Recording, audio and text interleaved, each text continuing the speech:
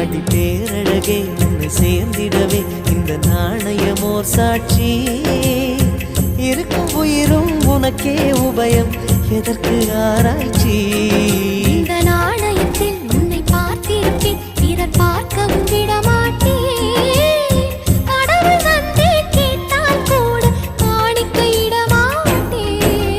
பல்லாங்குழியின் வட்டம் பார்த்தேன் ஒற்றை நாணயம், புல்லாங்குழலின் துளைகள் பார்த்தேன் ஒற்றை நாணயம்.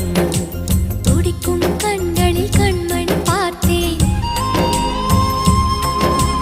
கடிகாரத்தில் நேரம் பார்த்தேன்.